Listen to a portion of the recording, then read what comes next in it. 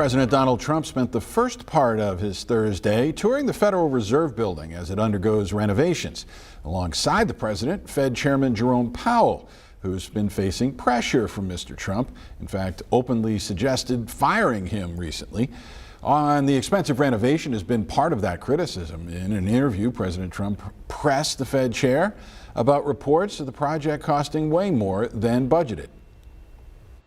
It looks like it's about $3.1 billion. It went up a little bit, or a lot. So the 2.7 is now 3.1. I'm not aware of that. Yeah, it just came out. Yeah, I haven't heard that from anybody at the Fed. The presidential visit follows continued pressure on the White House to release files associated with Jeffrey Epstein, and it comes after the president's name is being reported in different documents over the Epstein case through the years. I'm where I've been every time y'all ask me this question. Release the damn files. What else? The fact that he was informed and the decision was made to refuse to release the files smacks of a cover-up.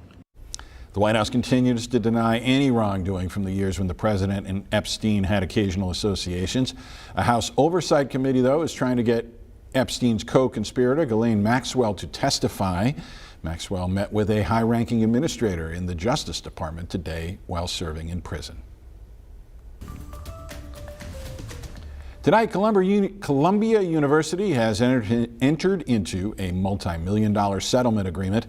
It'll resolve the federal investigation into claims that the school violated anti-discrimination laws. Julie Benbrook explains how it could also restore the school's federal funding. President Donald Trump is celebrating the agreement. In a social media post, he commended Columbia for, quote, doing what is right.